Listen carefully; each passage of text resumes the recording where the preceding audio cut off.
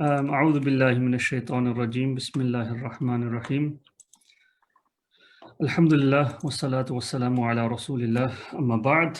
I would like to firstly thank Dundee University Islamic Society for hosting this event and for asking me to speak, in particular Sister Hannah, who's been chasing me up.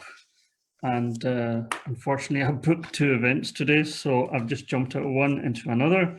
But alhamdulillah, COVID brings kind of new ways to deal with things. So one of the good things with virtual events are you can literally jump from one and another. Inshallah, I'm going to talk about Laylatul Qadr with you guys, and perhaps looking at the importance of it. Although if God has revealed a whole surah on it, I see that there's nothing actually more one can actually say, and some aspects of actually spending the Laylatul Qadr. So I'm just very briefly actually going to run through the Surah Al-Qadr, which is the 97th Surah of the Holy Quran. It itself actually speaks volumes regarding the night. So one thing which is interesting, the link between Surah Qadr to the surah before it, which is Alaq, Iqra bismi rabbika alladhi khalaq, which is the first revelation. Surah Iqra actually tells us about how the revelation came, whereas Surah Al-Qadr talks about when the revelation actually came. Interesting how they're actually sectioned with each other. No important Islamic function or event has actually a dedicated surah to it. We take example Hajj, there's no surah on a whole chapter that's dedicated on Hajj. Yes, we have verses, so on and so forth. On Eid maybe, or any other kind of important event, we don't have anything which is dedicated.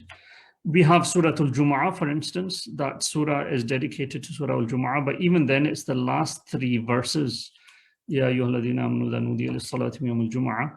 But Surah Al-Qadr is the only surah which is dedicated to a particular event, and each verse actually speaks of the event. It shows the real kind of magnitude actually of the surah.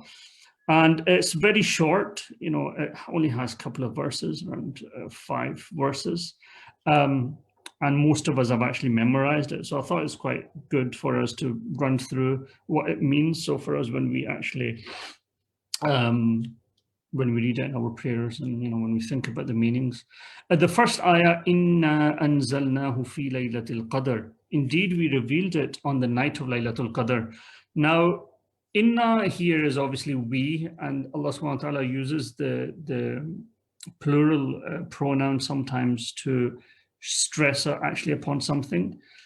Anzalnahu, we revealed it. Very interesting. It doesn't say Inna anzalna al-Qur'ana, that we revealed the Quran. Allah talks about we revealed it. So the question that the scholars would ask is, why is it it? Why not actually the Quran? Now, very interestingly enough, when a very important event is happening on the day, we don't refer to the event with a name, but we would use a pronoun. So for instance, if you're a Man City fan, last week on Wednesday, I think they played PSG. So a student of mine who's a huge Man City fan, conversed and he said, Shaykh, did you watch it? Now, he could have said, Shaykh, did you watch the actual match? But the fact for him in his life at that time, on that day, the most important thing was the actual match. So he was oblivious to everything else. And that's why he just said it, because he knew that the only thing right now I could be speaking about is the football match. And if you can't understand that, then, shame on you, because you should know Man City are playing. So he said, Shaykh, did you watch it? I was like, yeah, it was such a great match. So when Allah subhanahu wa ta'ala is talking about, indeed we revealed it, what he's trying to say, and Makkah at that time was obviously bustling with these words of the Quran. They were so magical. There's, you look at some of these humorous narrations that come, in which the kuffar, Abu Jahl and others, would, in the secret of the night, they would go and listen to the Prophet. And when they would catch the other person, they would scold him. They would say, how dare you listen to this? Or, the other would say, oh, I just came here just to see what Muhammad's God was saying. Abu Jahl would say the same thing. But in secret, they were so pulled by the words. We're told about Hazrat Abu Bakr as-Siddiq radiallahu ta'ala anhu's recitation was so beautiful that actually people accepted Islam because of it. So they said that, listen, he can't pray. Even in his house, we were not going to let him pray the Quran loud because of the melodious voice. So the talk of Makkah at that time was the Quran. So when the Quran itself, when Allah subhanahu wa ta'ala reveals these verses, he starts off by saying, Inna anzalnahu, we revealed it on Laylatul Qadr. That, this thing that is exploding, bringing kind of a nuclear explosion into Makkah, meaning in the hearts of the Makkans, we actually revealed this on the night of Qadr. So they knew what the Quran was, and this is why Allah subhanahu wa ta'ala uses the hu damir in Arabic. In Arabic, we say is the damiru sha'n. It's the pronoun which of status, grandeur, and respect. The word Qadr itself, which has normally been translated as power, and is very famously that everyone calls it the night of power. There's a couple of interesting meanings that I'll actually share with you, which allows you to understand why is the night so important, what is actually happening. Of course, the Quran is revealed, and what we mean by Quran is revealed from the tablet to the lower heavens on this night. And then from the lower heaven to the earth is revealed over a period of 23 years. And the scholars talk about the reasons and the wisdoms actually why that actually happens. Number one, Qadr means something which is estimated, predestined, calculated. So in Imani Mufassal, and what we say, وَقَدْرِ خَيْرِهِ وَشَرِّهِ, that we believe in Qadr, everything that is written good or bad is kind of predestined. The scholars actually mentioned Qadr is one of those beautiful aspects of Deen which are so difficult to understand, in the sense everything is predestined, but humans actually have this freedom of choice to actually do what they want to do. So we're told that on this night, angels are given specific tasks to carry out. Who's going to die? How much wealth is a person going to get? All of these things. And it would be similar to a bit like, Rishi Sunak coming out and announcing, what's the budget like for the next 40 years? So the next 40 years, what the government's plan is, what they're going to do. You were going to give you out the eat out scheme. We're going to 50% off.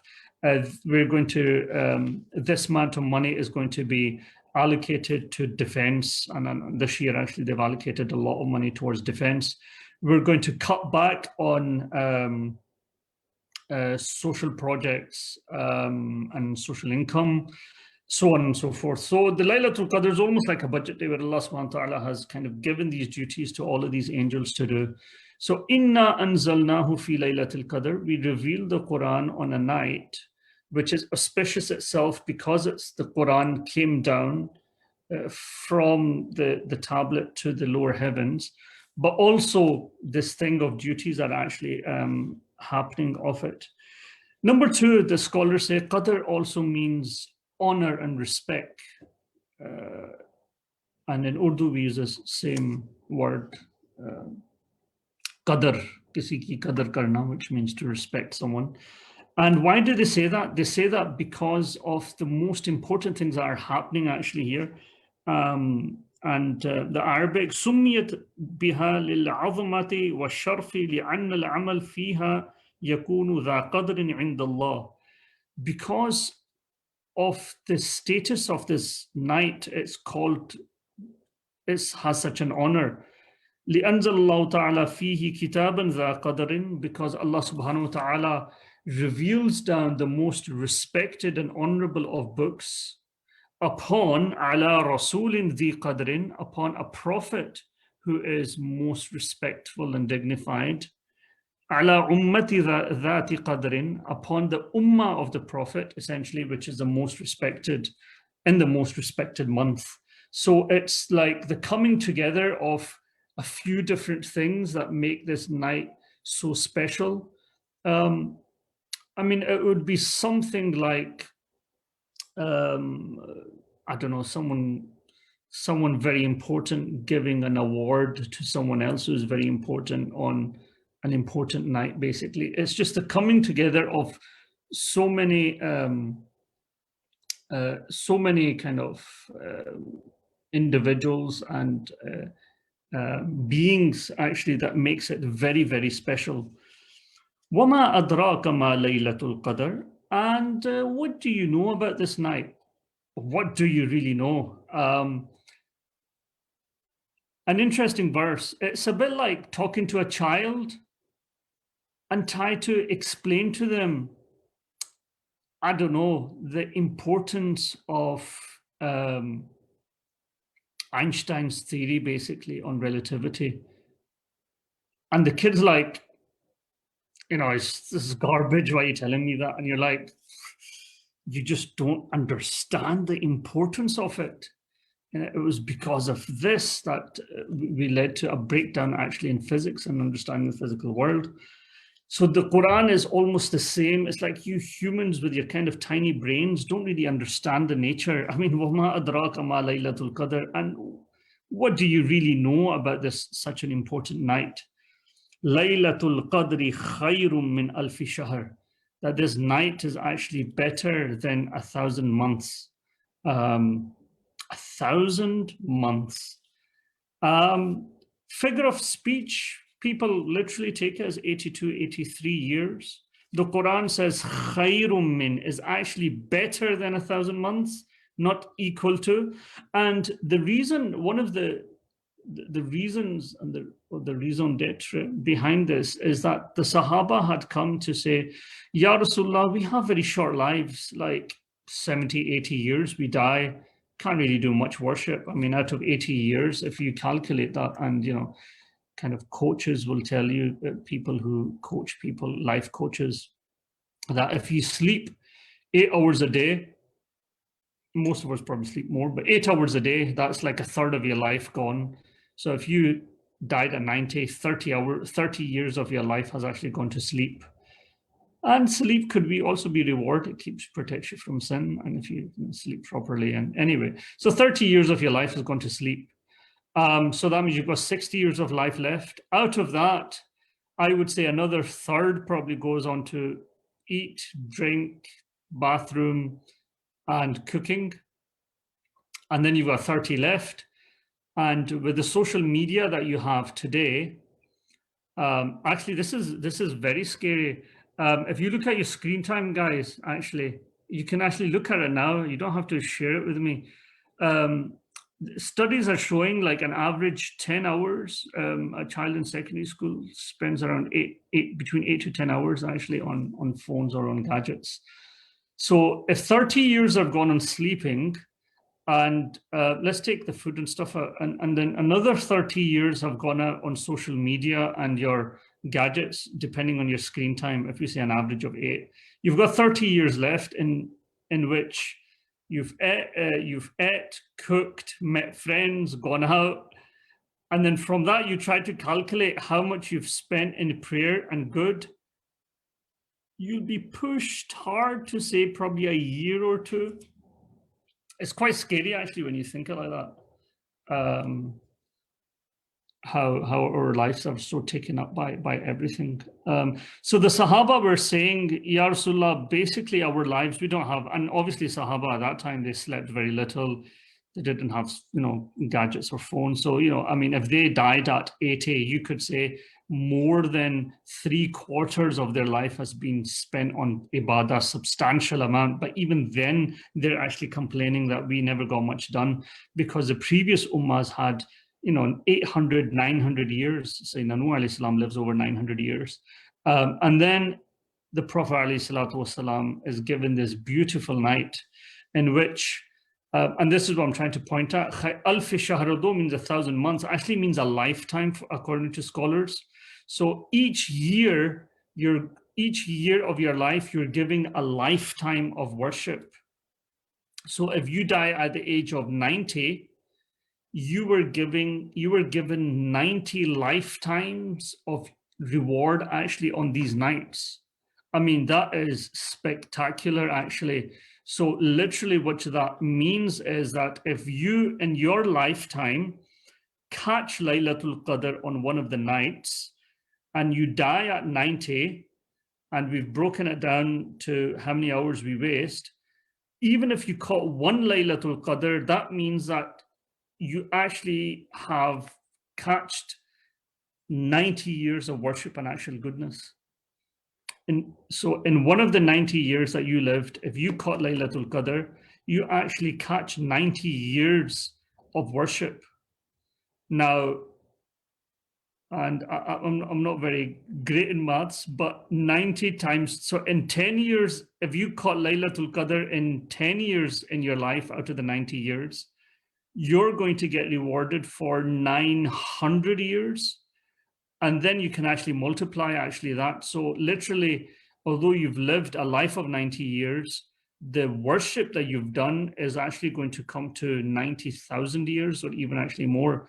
Now that is substantial actually. And I think there's no way in our day and age we can risk missing Laylatul Qadr, especially if we're sleeping 8 hours, spending 8 hours on social media, which means relatively actually nothing. So this is why the surah is so beautiful, because it's just unpacking all of these kind of messages for us. Laylatul Qadri khayrun min alfi shahr, that the Laylatul Qadr that I'm giving you, which by the way, you have no idea how important it is better than your actual entire lifetime. Like that one night, you will get more reward of it the entire lifetime. And then the surah carries on, and now it's reminding us again the importance of it. Yeah, it's important. You're getting alfi shahr reward, but I'll tell you something else that's interesting is happening. Tanazzalul malaikatu wa ruhu, that the angels and the ruh, which here refers to Sayyidina Jibreel alayhi salam, according to one position, are coming down. Now, this is very interesting because Sayyidina Jibreel is the actual angel who brought down revelation to the Prophet sallallahu alaihi wasallam. Not only him, to the previous prophets. And most of the scholars are of the position that all of the previous scriptures that came down in the month of Ramadan through Sayyidina Jibreel. So it's almost Jibreel is coming down to celebrate the anniversary of the Quran. So after the Quran in the year 576-32, I think roughly, when the Prophet passed away, when the kind of prophecy and revelation stopped. But since then, he has been coming every year in Ramadan with the rest of the Malaika. And we're told, in fact, that all of these angels, and there's millions of them who have these different roles and responsibilities, they're actually all sent down to the dunya, every one of them. Like Allah subhanahu wa ta'ala says, on you go, it's your duty, tonight's duty is not to do this, it's to go down into the dunya, which is interesting because one of the meanings of Qadr also means to tighten, to strain. In Surah Al-Fajr, Allah subhanahu wa ta'ala says, وَأَمَّا إِذَا مَبْتَلَاهُ فَقَدَرَ عَلَيْهِ رِزْقًا, that we tighten his rizq. So Qadr actually means tighten. And the scholars say that it's because on this night, the angels fill up the earth to such an extent that there's actually no space left for them. Like it's almost there. I mean, millions and billions of them are there. And not only them, they have come with their leader.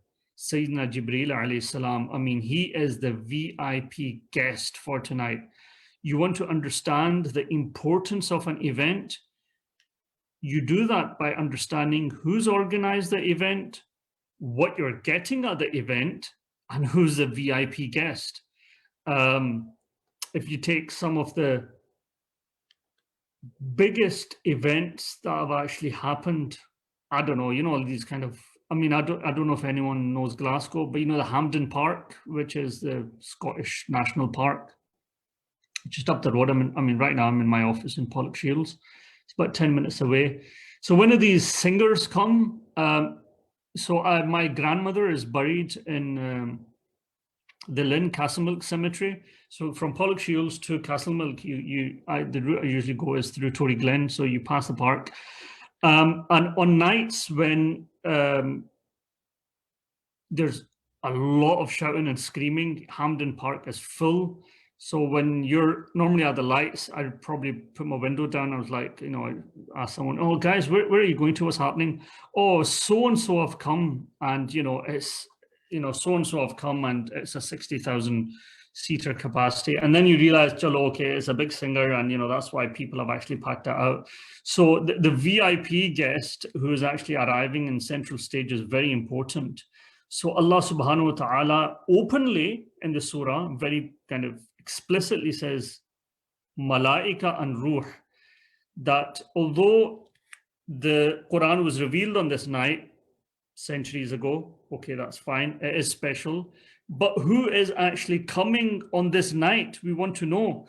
And he says, Tanazzalul Malaika wa Ruh, that on this night, the very special angels come, and the Ruh, which means Jibreel, who is millions of years old and whose physical image and physically the way he looks, he is so overwhelming, but he's actually coming down actually with his entourage, really.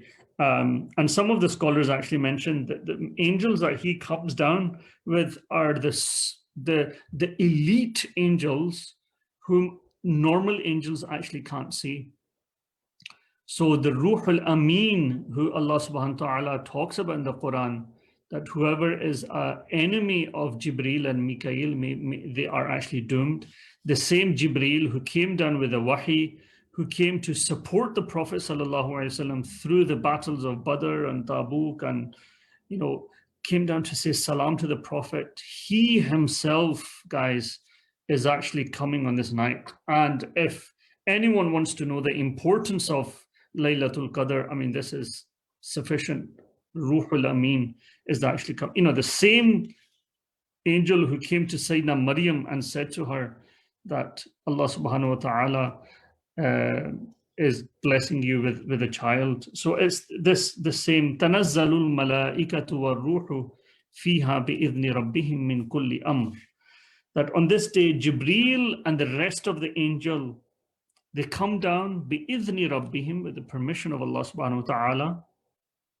And what do they come down with? Min kulli amr, bringing with each person's destiny. And this is referring back to Qadr, that everything is actually destined.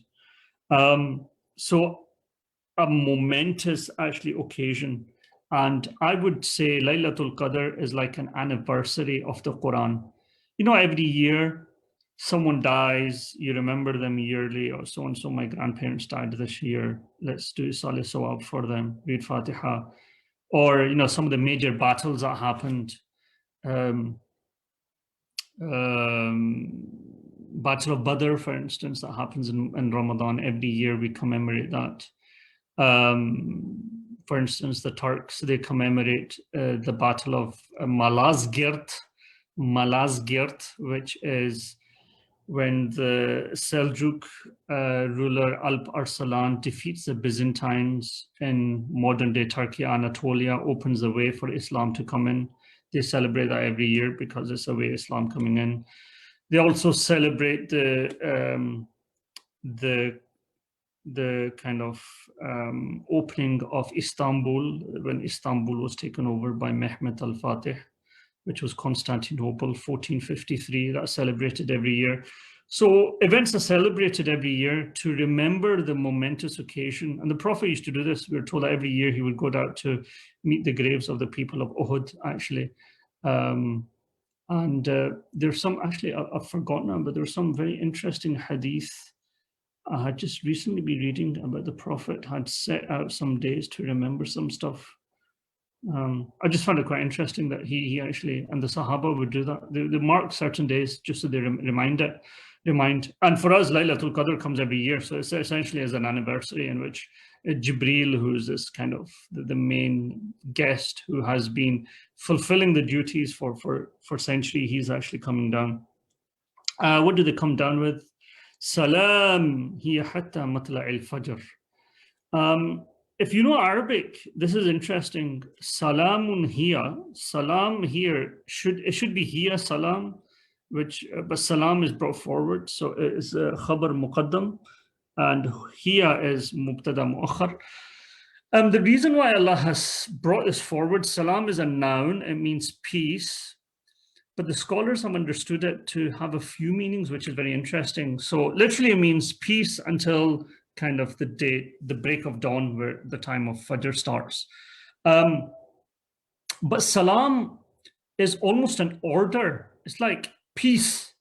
It's like when a teacher enters into the classroom, he can say, everyone be silent. Or what he would normally say is just shout, silence. So he's used a noun here, actually. What he meant by it was actually a command. Silence. So one of the interpretations that the scholars have mentioned is salam,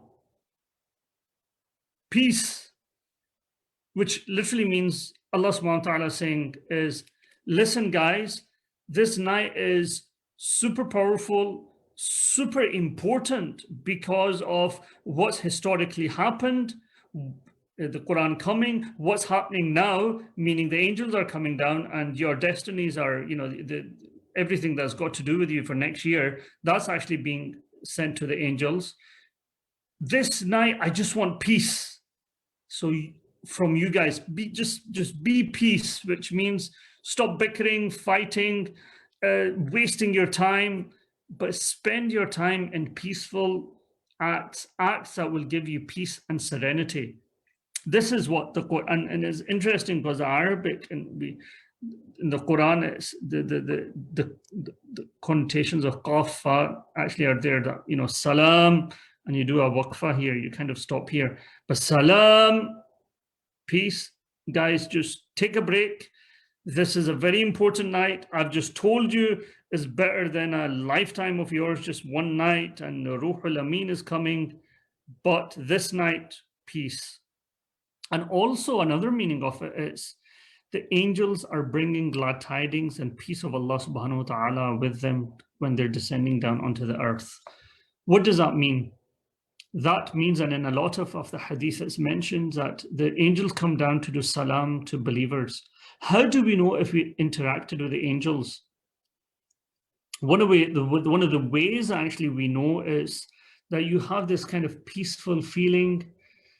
Scholars mention maybe the kind of small hairs that you have on your neck, they stand up. You just have this kind of opening, spiritual, mental kind of opening. I don't know how to kind of describe it to you. You've probably had times in your periods where or a period in your life where you've done something, like you've read namaz outside in the open, or you were traveling, you couldn't be bothered reading namaz, but you stopped at the service station, made that extra commitment, but then you just feel so peaceful afterwards. It's like, oh, this just kind of I just feel great. Not just kind of inner, but your kind of mental, kind of your mental health, essentially. It's so serene and peaceful. Obviously, psychiatrists and neurobiologists will tell you that there's something happening there kind of chemically. It's very interesting. I was actually reading that people who have one of the good things about yoga and very controlled movements and exercises, that it actually calms down the sympathetic nervous system, the SNS, which is the part that freaks you out sometimes. Is the flight or fright mode that you actually go into. It's like it's the part of your nervous system that gets you very nervous. So the reason why yoga and all of these kind of actions, and you can even say namaz or dhikr, which is controlled, has an impact because neurologically is actually having that impact actually on you. And an interesting study that was done with people who had suffered from PTSD, that's post-traumatic stress disorder, that and this is all proven. If you're interested, actually, there's a book called "The Body Keeps a Score," written by a clinical psychiatrist. I forgot his name now. Graduated for Harvard, one of the most important authorities on trauma, actually. He says, he actually talks about, I don't know, I think I'm diverting here, but I should come back to my topic, but it's so interesting because it's something which actually I'm doing as a counselor and therapist. But he has said that the biggest problem with therapy or psychiatry is that the first thing they want to do is prescribe some sort of drug. And he goes into the drug industry and the billions that's spent on the different type of drugs. But an interesting study, which he says that was done with people who suffer from PTSD, is that who had been taking drugs for a long time, but then they had been given alternative therapies like yoga or horse therapy, which is like you have like a pet horse where you kind of take care of them and stuff like that. And they realized that people got over their trauma much more easily and efficiently rather than medicine, because the medicine kind of controls it. It's not a kind of longer goal. It just kind of helps you control it for that time. Whereas these type of movements and worship and prayer, which is very focused, actually helped you to deal with actually all of this, which is very interesting. So I've lost my point. So yeah, so when they say Salamun hiya hatta matla'il fajr, that if you're doing very controlled and intensive worship on this night, you are going to feel that peacefulness. And honestly, if you can wire yourself up, if a psychiatrist wire yourself up, he could perhaps tell you neurologically what is actually happening to you at that time. And there's actually excellent research actually has been done. So it's not kind of little wish-washy, but it's very much medically and clinically actually proven to an extent of how such worship and controlled movements actually help you. So salamun hiya hatta matla'il fajr.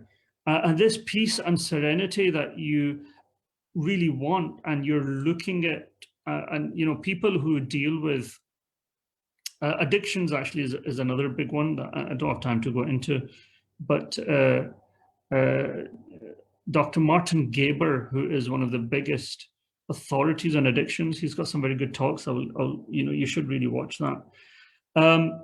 He says addictions, people get addicted, and it's not to drugs, it's to absolutely anything. There could be good addictions, people addicted to the gym, addicted to reading, but it's essentially you are searching for something.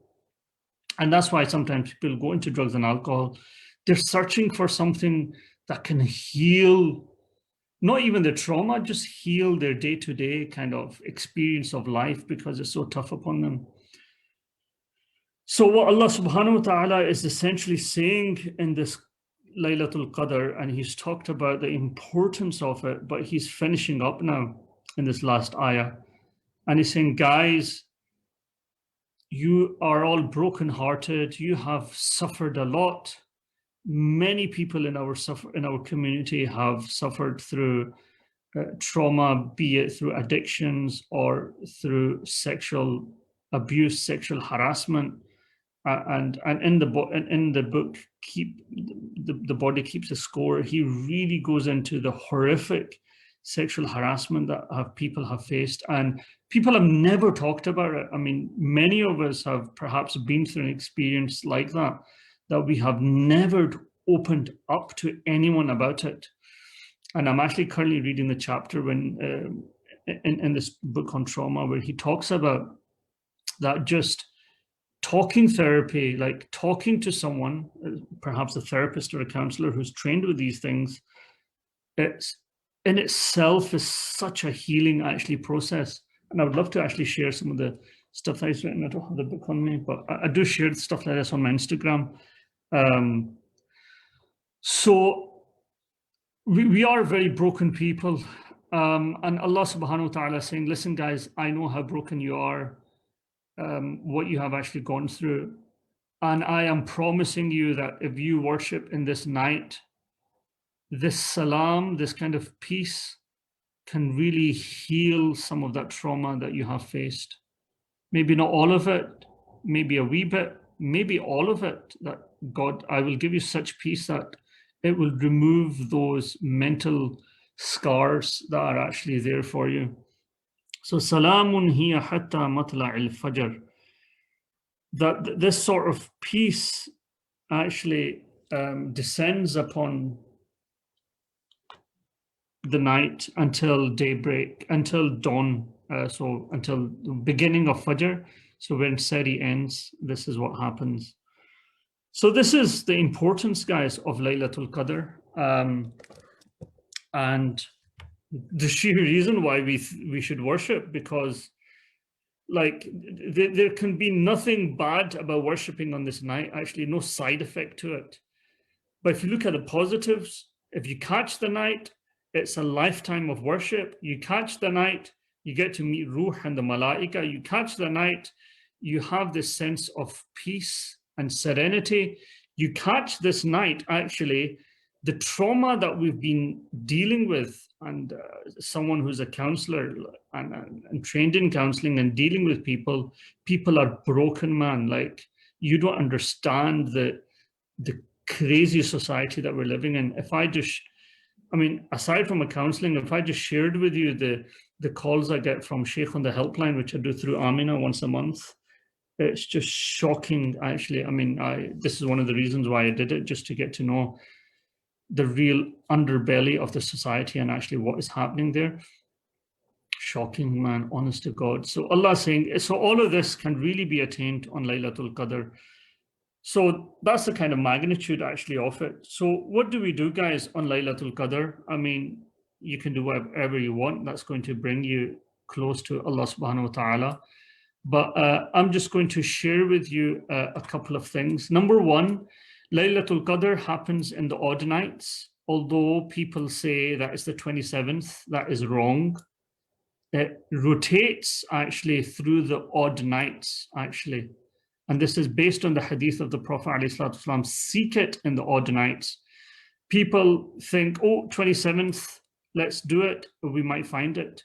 Bayezid Bastami rahmatullah alayh and other scholars, they said, we witnessed the night, and these were great scholars and arifin, we witnessed this night, actually. We witnessed it on the 23rd, on the 29th, on the 27th. And if I want to confuse you even more, some of the scholars said we witnessed it outside the month of Ramadan, but let's not actually get there. The reason they say that, and I'll share this couplet with you, they say, وَكُلُّ اللَّيَالِي لَيْلَةَ الْقَدْرِ إِنْ دَنَتْ. Every night is of Qadr if you come close to Allah subhanahu wa ta'ala. كَمَا كُلُّ أَيَّامِ اللَّقَاءِ يَوْمُ الْجُمْعَةِ. Just like every day of worship can actually be the day of Jum'ah. So, I mean, so the last nights, and scholars have said it's 27th. You would find 40 different positions actually on this, 40 different positions. It's 30 nights of Ramadan, but 40 different positions actually on this. But it's the last odd nights. And what's even more confusing is, guys, that we all know Ramadan moon wars. So someone started one night, someone started the next day. Now you're thinking to yourself, it's 23rd night for me, it's 23rd night last night for my mum or for my cousin. What do we do? So we could be wrong the way we started Ramadan. So the best way to hack this is the last 10 days of Ramadan. Honestly, and this is why the Prophet did i'tikaf. Essentially, he dedicated the last 10 nights to worship actually.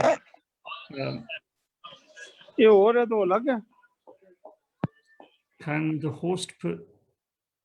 Yeah, okay, Jazakallah. So the last 10 nights. So my advice, sincere advice, honestly, the last 10 nights, just get some solid worship in. It doesn't have to be all night, although the nights are very short. It could be half an hour of just, and again, like I said, it has to be focused. And this is what yoga and others are. They are very focused. The movements are very focused. So when you're praying, understand I am going from qiyam to ruku'. In ruku', I am reading Subhana Rabbil Azim, which means glory to my Lord, the greatest. Now I am saying Sami Allahu liman hamida. And with the surah that we're reading, you can even read Suratul Qadr because now we kind of know what it means. At-tahiyatu lillahi. Oh my God, this is a conversation between Allah and His Prophet. Yes, at-tahiyatu lillahi wa salawatu wa tayyibat. Oh my God, Allah saying to the Prophet, Assalamu alayka ayyuhan nabiyyu. So very controlled. I'm not saying, and people try to rush 100 rak'ahs or something. To be honest, is not fruitful. The scholars always said the best salah is which is short, and the best salah is actually which is focused. So do that, guys. Give some charity, £1 every night, actually, to some sort of charity. So these are the things that you can do. And I'm getting a call because my second event is actually on. So inshallah, any questions, perhaps message me. Message me, inshallah. And if you have any questions, but please don't waste the night. So I think it's Sunday night, which is kicking in the 21st. So may Allah subhanahu wa ta'ala allow us to worship in this night. May Allah subhanahu wa ta'ala allow us, inshallah, this Ramadan to find this night that we can get a lifetime of actual worship in. I pray for all of you, for your families and what you're suffering. May Allah subhanahu wa ta'ala heal it. Assalamu alaikum wa rahmatullahi wa barakatuh. Wa alaikum assalam. Jazakallah khair, Shaykh, for your time. I know you're busy, so we'll let you go. Oh, perfect. Again, Jazakallah khair for everyone who turned up and joined us. I hope this halqa was beneficial. I have to leave myself, but again, like Shaykh said, these last 10 nights are so important. I think every Ramadan, especially this one right now, we should try to make intention that we try